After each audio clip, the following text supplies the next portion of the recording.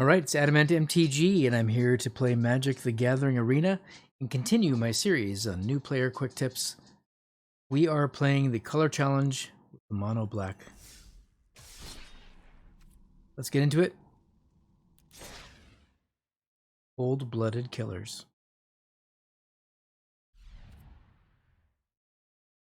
Alright, we're taking on Viv, as we like to casually call her. And let's see what happens.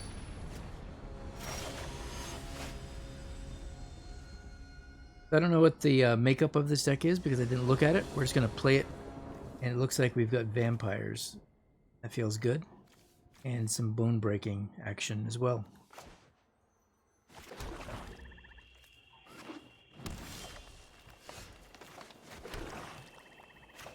Kind of dark Darth Maul type of dude.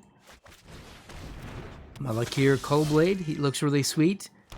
I think a lot of the times the appeal to new players comes down to cards like this. Like, if I was getting into this game, I would look at this artwork and say, yes, this is the dude. I mean, look at how he looks amazing. He kind of reminds me of the villain from Hellboy 3 in a way, too. There's the vibe there, like, sort of just a really, I don't know, I just dig the artwork. Really big fan. Woodland Mystic. So they're going to do a rampy thing. I think we'll start off with, you know, I should have put the Cullblade down to get extra value, but that's okay. So a lot of times again, you're looking for interactions and synergies with cards. And that looks pretty good. Let me do another Cullblade. Now, I could have had a Cullblade out and had an extra counter, but I missed the opportunity, and that's not a big deal. Because we're going to get it here now. Get more counters now, and swing.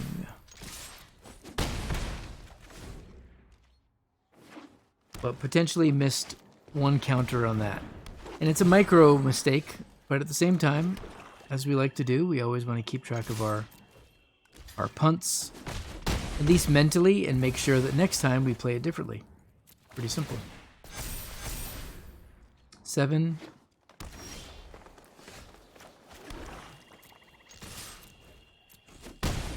And Viv, what do you got? You got a bunch of Woodland Mystics in your graveyard. Pretty sure this game is over. Oh, I stand corrected. A Primordial Worm. Problem is I have 2 attackers and you only have 1. So this is called going wide. Now, it might not look very wide because it's only 2 creatures, but it's still wide enough. So you swing. We don't care if someone dies because the other one gets through and does the job. All right, color challenge number 1. Yeah, all the lands, right? But our mistake did not cost us the game, which is nice to know. Okay, so this is the way that these decks get upgraded. They auto-upgrade, and you have these kind of vanilla zombies go away and some much cooler cards coming in. We'll click Upgrade the Deck. It'll take those out, put those in, and now we have an upgraded deck. So we're kind of like earning cards that go in our deck. It's not going to cover deck building. We'll do that in another video, as I've said before. But right now, this is just to kind of show the color challenge sort of walkthrough, I guess. I don't know. Opponent lost life, put a +1 counter. That seems pretty good. So we'll attack Bajani here.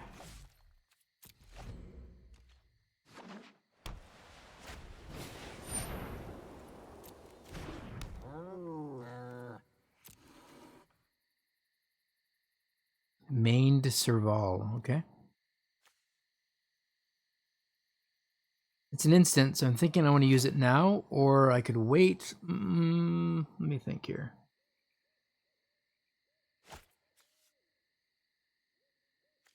Yeah. Let's be aggressive with our removal. Normally I'm not that aggressive with removal spells, but I want to get some damage in.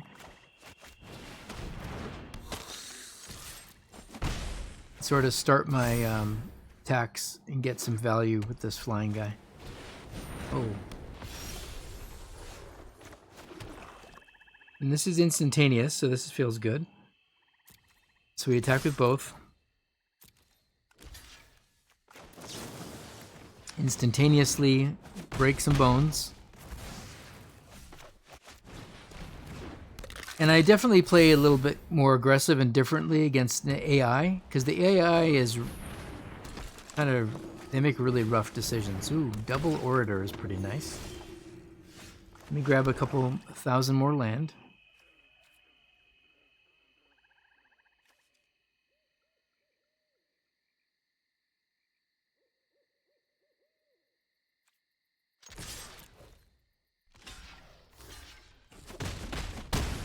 Yeah, I know that was pointless.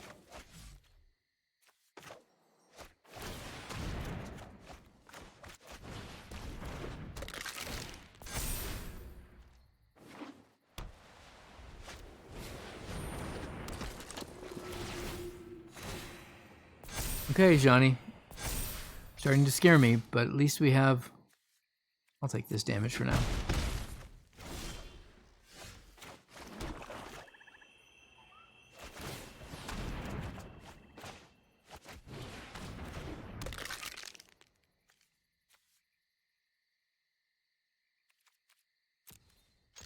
They're gonna block because they're silly gooses.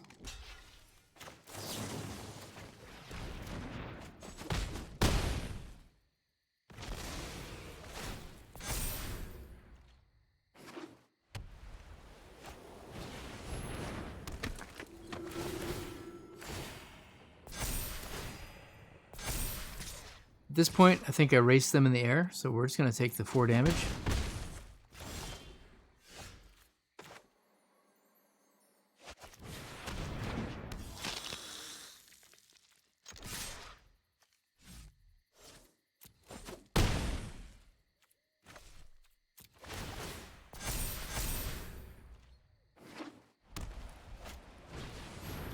Alright, and that should be fine. That should be it for them.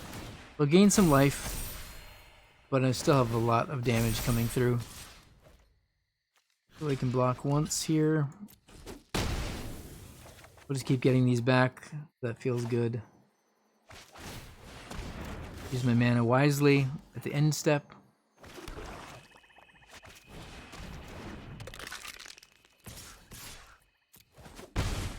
To the skies, we block some dudes, and then we swing for victory. They have 1 card to draw. I feel pretty confident that that card will not be a game changer. It is not.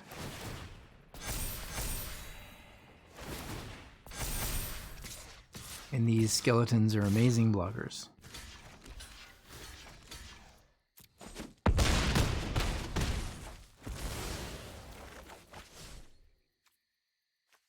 And use our mana at the end step. Put these back into our hand.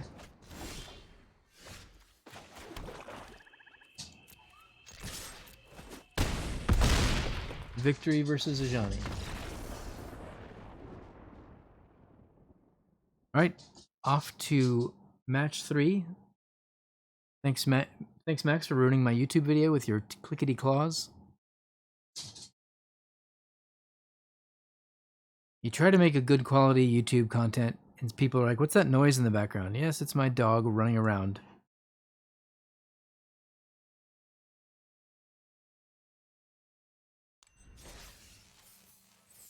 Alright, we're accomplishing quests as well. That's the cool thing about the color challenge. You accomplish your quest lines. 2 ones that I never even saw. They're out of there, and we're putting in a Nightmare and a Skeleton Archer. Cool cards. Upgrade the deck. Facing Chandra next. Let's just go back to the home page and show the progress. We're making progress on our daily quests so we can get more gold, because we are greedy and we want as much gold as possible.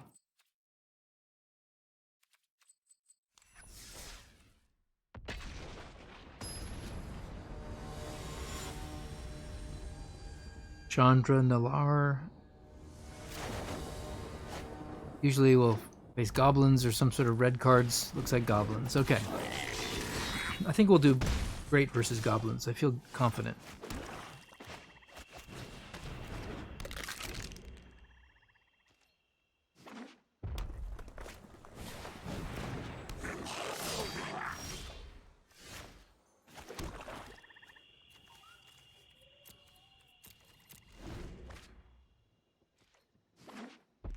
3 red mana, 3 goblins in play. Wow, that's a 3/3 for 3?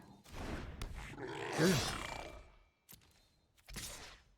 Here they come. Perfect. I will block. And then after I commit the block, I will compound fracture.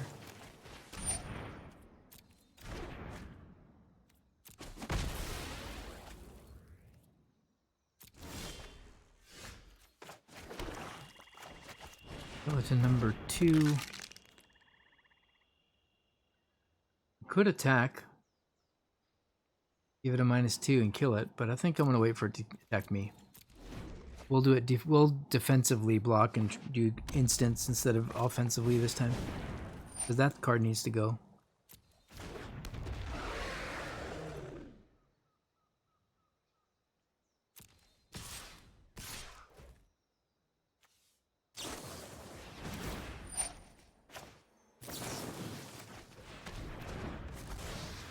So by waiting for them to cast shock, I could kill that creature instead of if I tried to kill the creature, you know.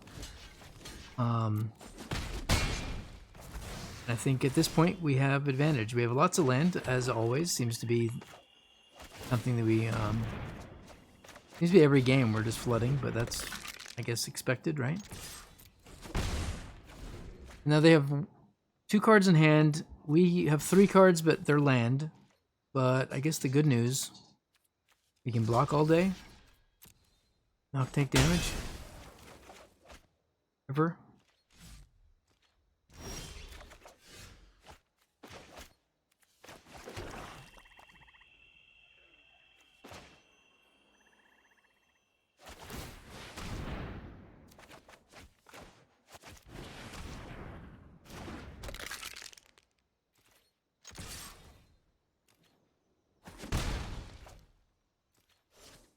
And I think with, we'll see if we can outvalue red. When red runs out of cards, they're usually just, that's it.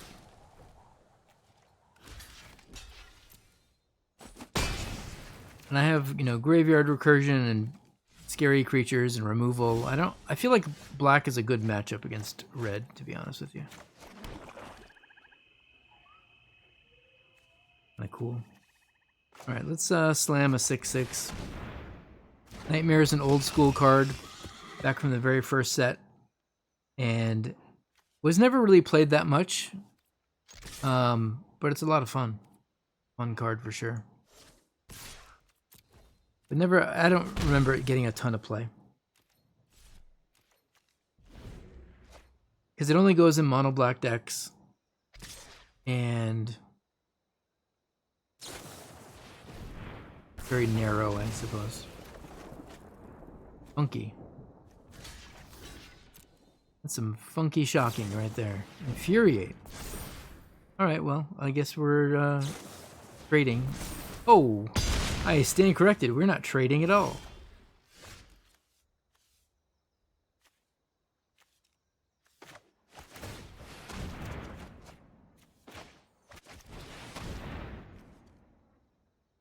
Sneaky, huh?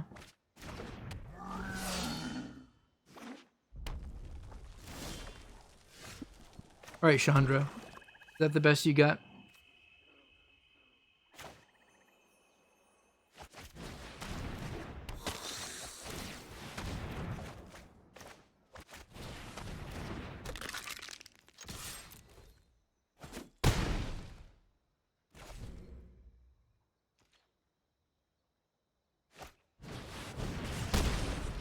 Ooh, that's a lot of damage.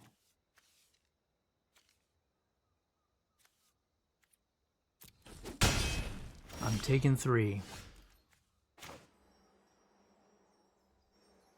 Now this is an instant, so this is another example of, there's a couple ways you can do cast spells like this, right?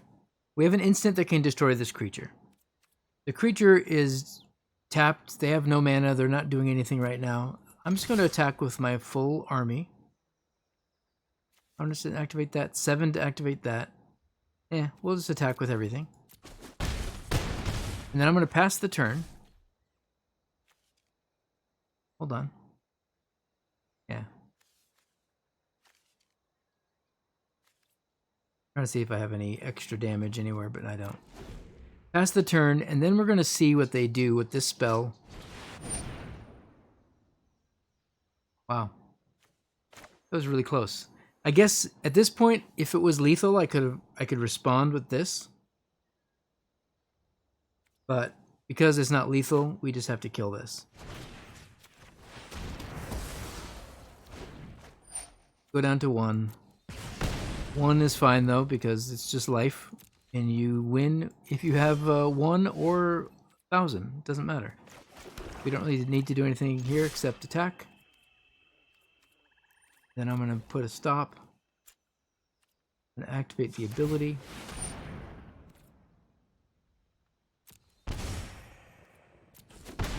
Just to make fun situation out of nothing. So the reason I was holding murder and things like that is, what if they had another infuriate or something to stack on that creature? Murdering it in response to me felt like a good option, but wasn't really necessary in either event. And now the final battle, the boss fight. The really cool thing about this, there's a couple things to do here. So we have these auto upgrade buttons. And we can trust that the deck is the best it could possibly be against the mystery boss. But the cool thing about this boss fight is we fight real people.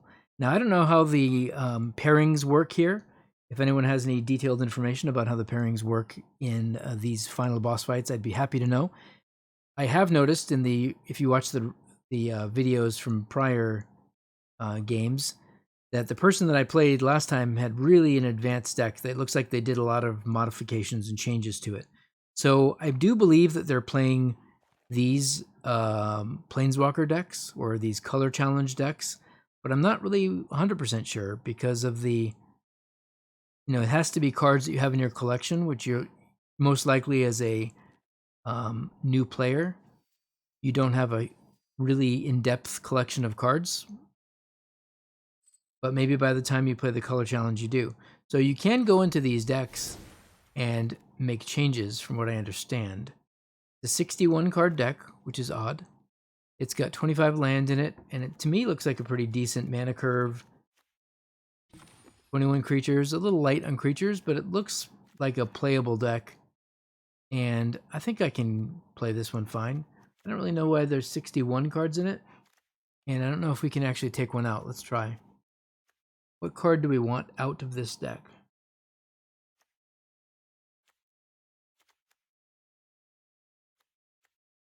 Be 1 Unlikely 8. I don't really like that card that much. We can't move it here. So let's go back out to decks.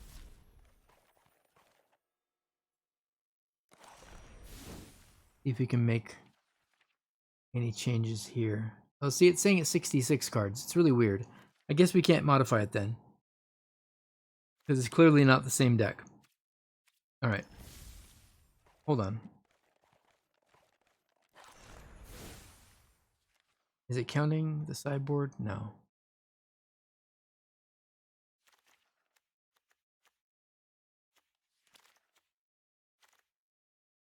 I can't even change it. All right. Well, in that case, we're stuck with what we got. Let's play it. The final boss fight's here. And we are facing Jace Bellerin. What? Hold on. That's not a... Am I not in the last fight? Do we have one more to go?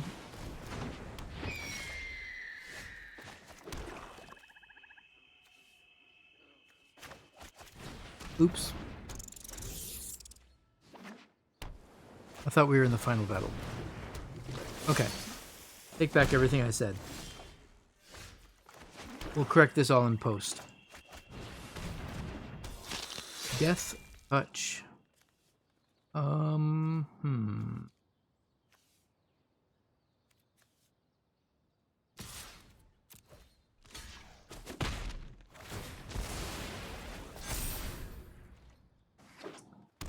Seems like a bad block there, but...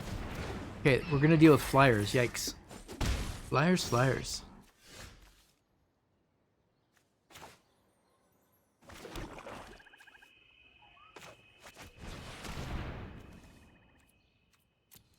Seems pretty good.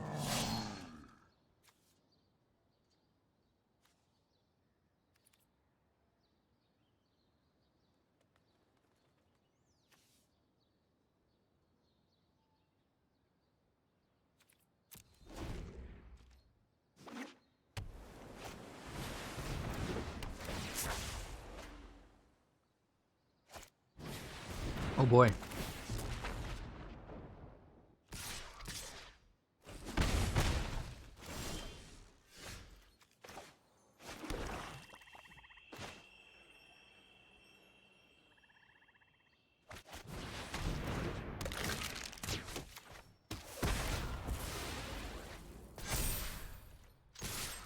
The race is on.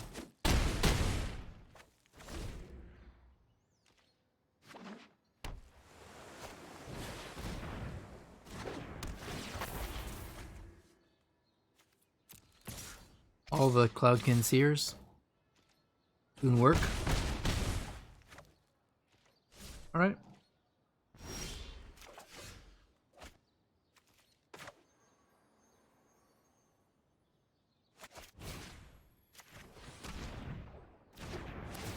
They were very aggressive, and they don't care about blocking. So I guess that's unless they have a bounce spell or something. And they do.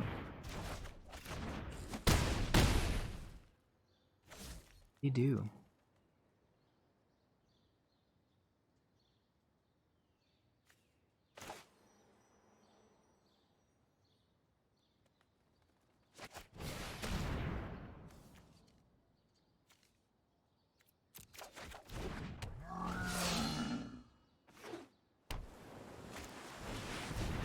Uh-oh. Another bounce spell.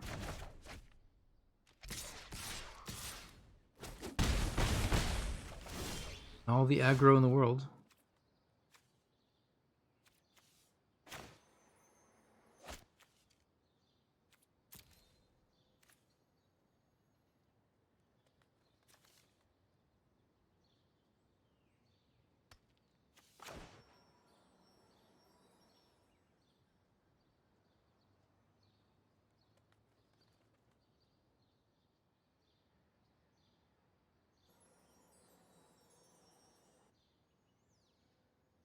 So how do I get through here? They're definitely going to block. They have to block, right?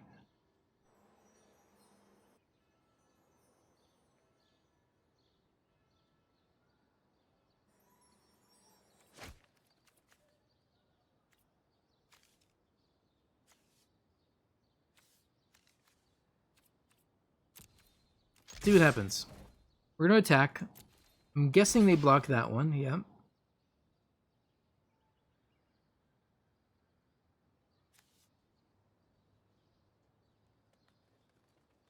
Only been a +1 anyways, so I think this is fine.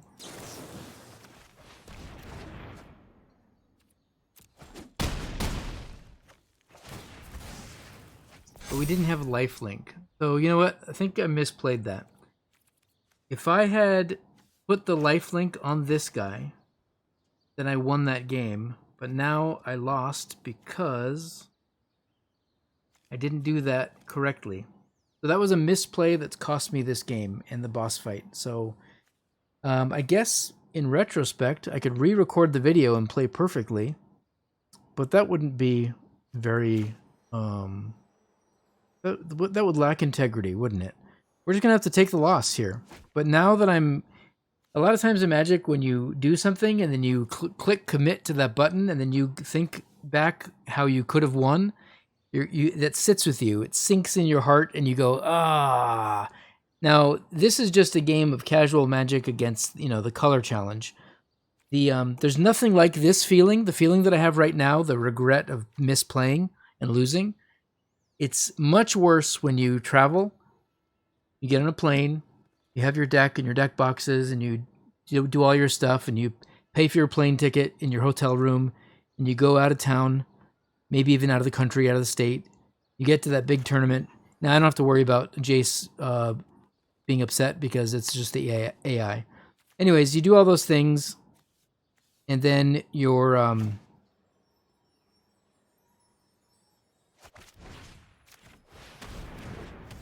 you make a mistake in that big tournament, in front of a camera or in front of all your friends and onlookers and a coverage team, and they're like, ooh, if only they would have played that better.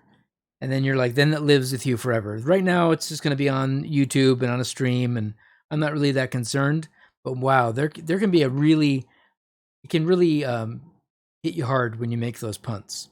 So defeat, you gotta let it sink in. You gotta feel the pain of that defeat and say, never again. Pay more attention. Focus on your plays. You could have won that game. One mistake. Very critical in Magic. So regardless of if you're ever going to be a pro player or a top-notch Magic the Gathering player, just pay attention to those little micro decisions. Everything you do can lead you to victories or defeats, and a lot more than you think. It's in your hands. I know I complain about RNG all the time with the shuffler and all those other things, but if you really play your best Magic, a lot of times it's your own fault, and just be willing to accept that. It's not always your opponent who gets lucky. It's not always, you that get unlucky. Most often it's what you just saw happen right there. So that's the lesson to learn today in this video is play better. Play gooder. But at the end of the day, we still are rewarded with 1,000 experience points and 1,250 gold pieces. Please write that all on your character sheet. Did I know having many creatures that pose a threat is usually better than one really big creature?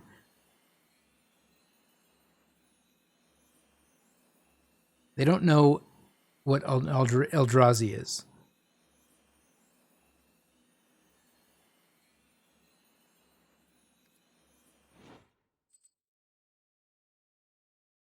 Okay, that was Jace. I'm sorry. Oh, do we have to play him again because we didn't beat him?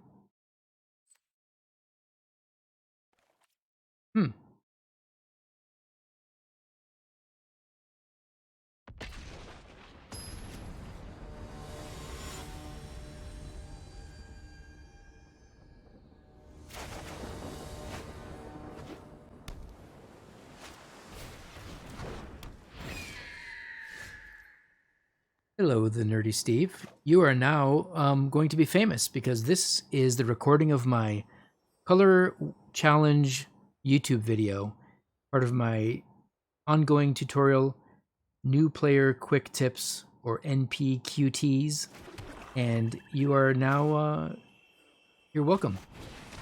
Say hi to everybody out there in the world of YouTube. Yeah, the color challenges are new player. If you go to my videos, you can watch how it starts. You can play these anytime. You can always go back and restart them. It's the new player, sort of new player experience color challenge. It's really fun. And we have a second chance against Jace. So let's play better this time. I did. You were all cuties. If you're new players, you're cuties, and if you've played for a while, you're cuties also. I will extend the mantle of cutiness to everyone.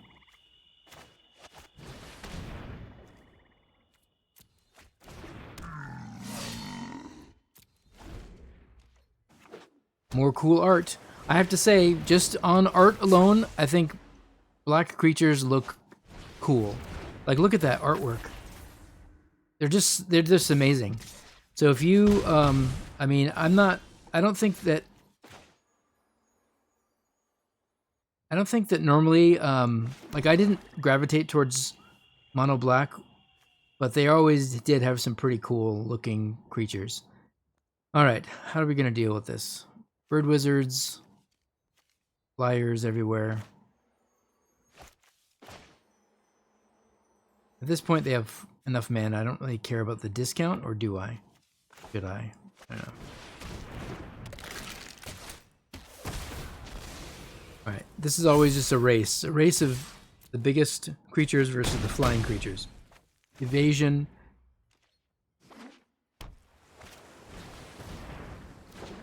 Wow, they draw a lot of seers.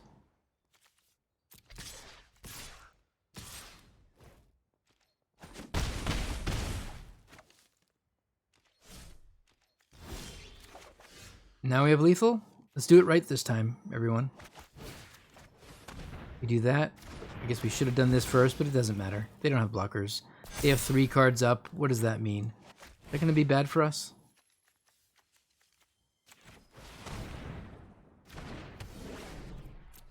So the reason I'm putting the enchantment on the smallest dude is because for me, in the way I play Magic, I try to maximize my value, knowing that the best card, the 5/5, is obviously going to be a target of removal or bounce. If you put your best card or your lifelink on that card, what it does is it gives them an obvious target, right? They're obviously going to stop the 5/5. So now by putting the enchantment over on the 3/3, it just changes my, you know what I mean? That's my logic behind my decision, if anyone's wondering why I did what I just did. I'm sure you are.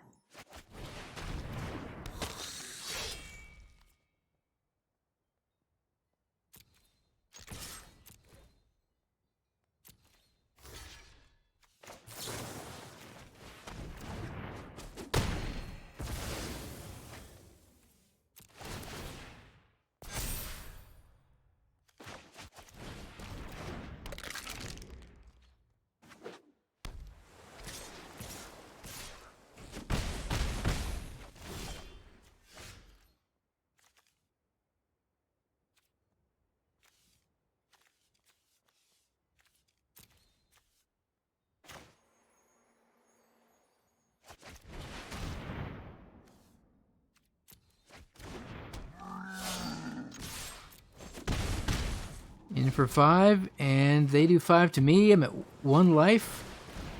That'll be fine. Card draw. Come on, we can do this. Oh gosh, they drew to another. Oh my gosh, are you kidding me?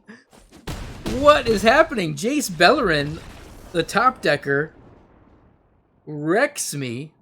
Another defeat twice in a row by Jace. All right, this color challenge is getting to be too challenging.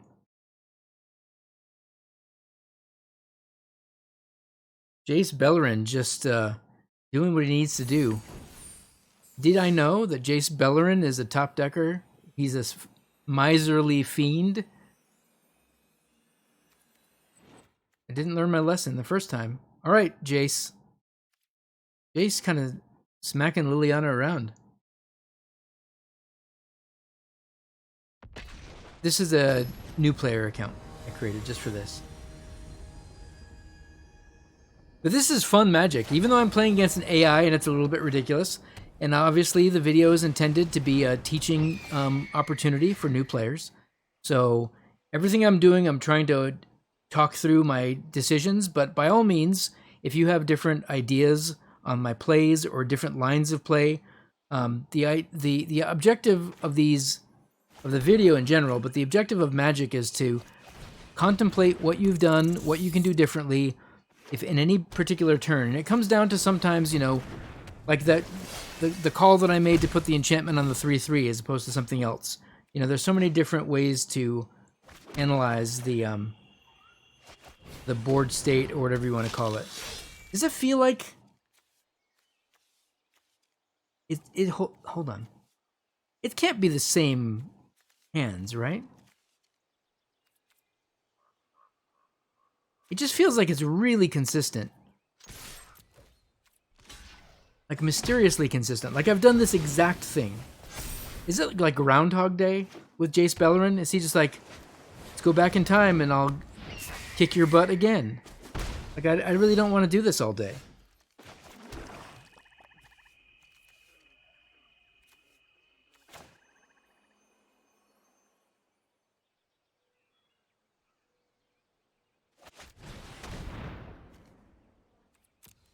I mean, I do have some bombs in the deck, but I don't think I'll need to worry about mana.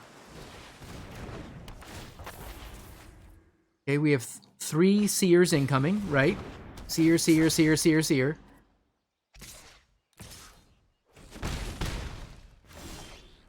Compound Fracture, okay.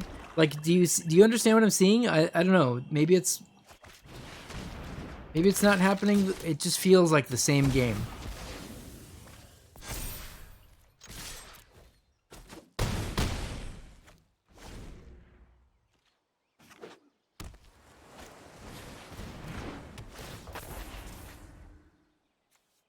right?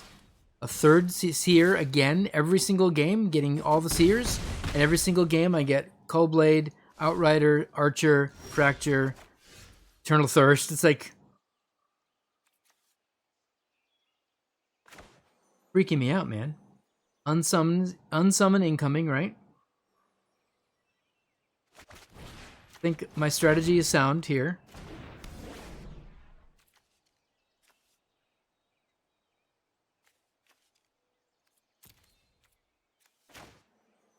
I don't want them to block anything.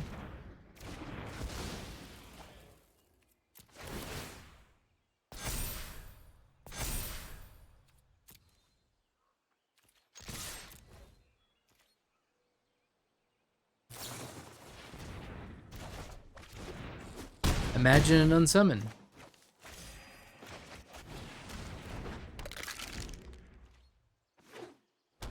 I did play duels. I enjoy duels. Riddle Master on cue.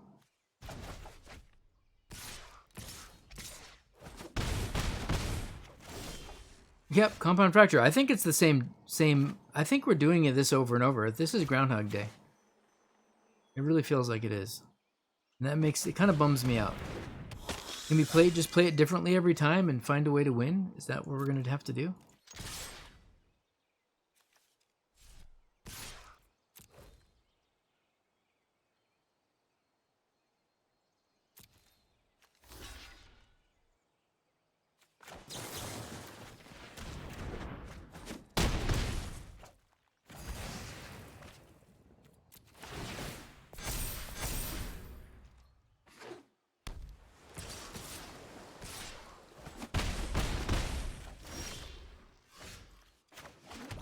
Ah, what was I doing?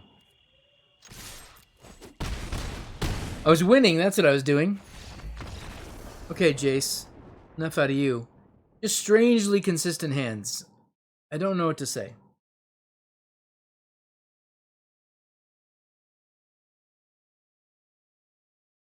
The tutorial was very different in duels, I believe, but I don't remember exactly. I cannot recall. Alright, upgrading the deck. And this, now, is the exciting final boss fight. Now, the cool thing about this is we're playing a human being on the internet. Unless there's like a place, maybe that Wizards of the Coast has a special department. I would like to imagine that they're sitting there waiting for like they're just like sitting here in this lobby, and they're like, "Hey, we got some new players. I think we're gonna have a boss fight, but it's not a gold name or whatever. So I don't think it's Wizards employees, but I don't know who it is. These bosses, so intense. We're gonna play someone real, a real life person, real live person. But are they people that are also in the color challenge? That's what I'd like to know, because it astounds me that there'd be that many people playing Magic in the color challenge that you would pair, because that was a pretty quick pairing. But maybe it's a really bad hand. I actually think I have to mulligan this hand away. And we didn't really cover mulligans at all, so let's talk about mulligans for an instant. So the rule for mulligans is just what it says here. You will return one card to the bottom of your library. If I click on mulligan, it'll give me 7 more cards, but I have to bury one. But I can't keep this hand. This is not a good playable hand. When you're playing Magic, you have to be able to see at least early creatures. Like, I have no game at all. They'll turn 3. I've got a couple removal spells, but I don't think it doesn't feel comfortable enough for me to keep this hand. So I'm going to mulligan. And we get a bury 1, but this looks like a much better start. Now, because you don't know me by now, I will tell you the aura goes away. I'm not fond of auras. I've told you before why. And you can have your own personal belief on this, but for me, auras are just like giving 2-for-1 value away. And I don't like that. So I'm going to bury the aura, go with 3 land and 3 spells, all being vampires. I feel very bloodsuckery, and we're facing a Venerable Knight. All right, so we'll put a blocker out. That was a good on-curve draw. Thanks, Shuffler.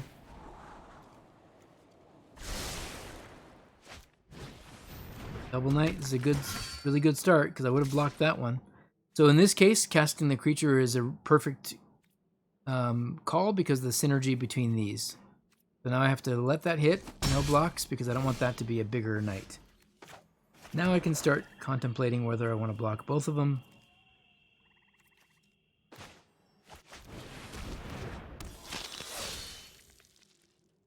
Attacks, we get to play defensively a little bit.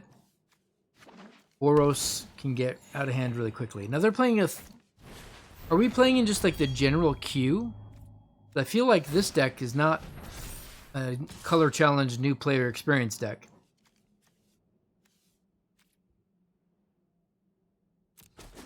We're going to take the hit.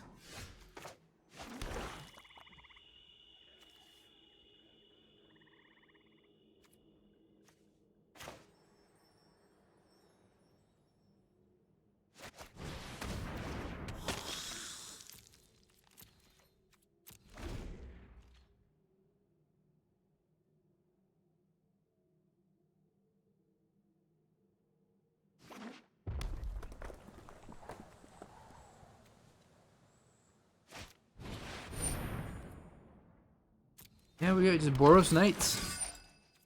And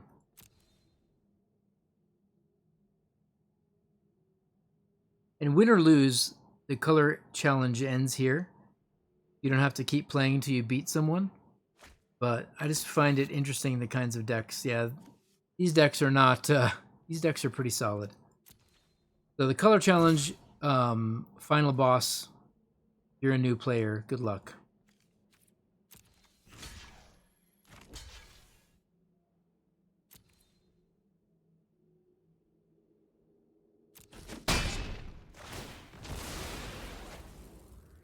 I'm waiting to see where they're going to put their counter.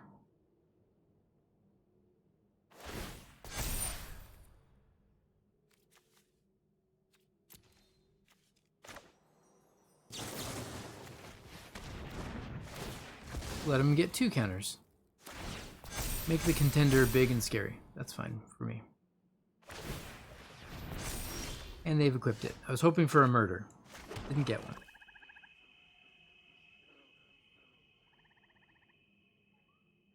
Target opponent.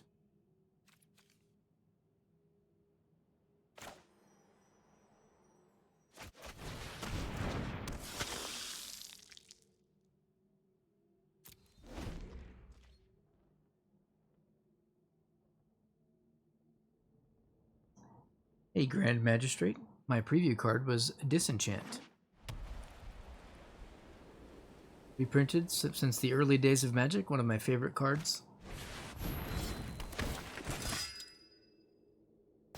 Often replaced by green artifact and enchantment removal, but I'm a big fan of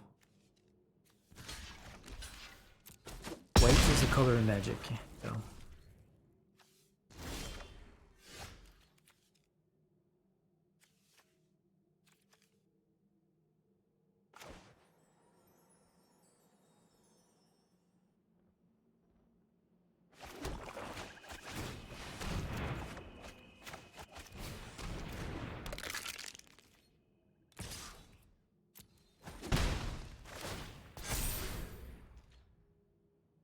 Yeah, we need removal. We need murders, real quick.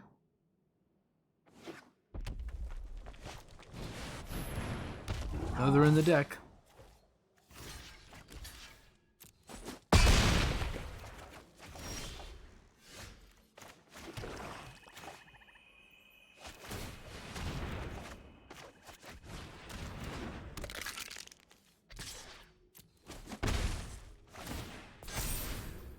Slowly building power.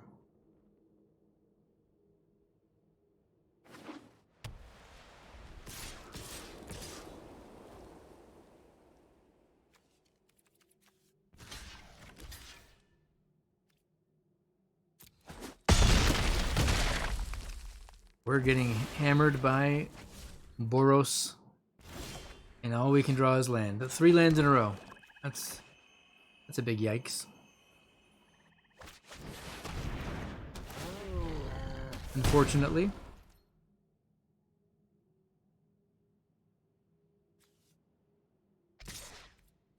Can we get there, though? Is this going to be a close race?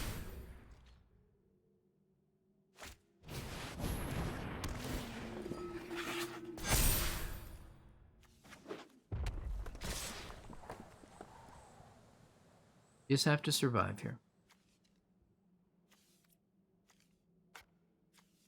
Can't block. Very nice.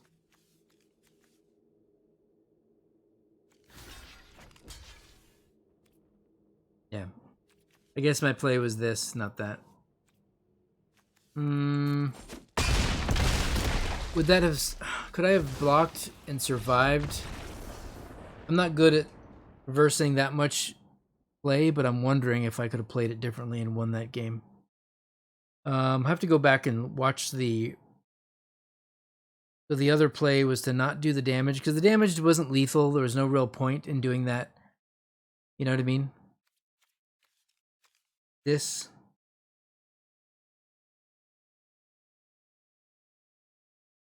It didn't give me any, you know, it didn't give me anything except a little damage that was worthless and not a blocker. And maybe in my brain, I thought, hey, I can block with this because reading is important in Magic. If I did have this instead, I could have blocked here and here, taken 4, survived, but I don't know if I would have had a swing and a lethal with the Rakshasa, but I would have had an extra card drawn. So maybe 7 damage, yeah. I mean, even if I draw a land there, that's 8, and that would have been lethal. No. Take it back. I wouldn't have done 5 damage I did previously, or the 6 damage, or whatever. I think I still lost that game, but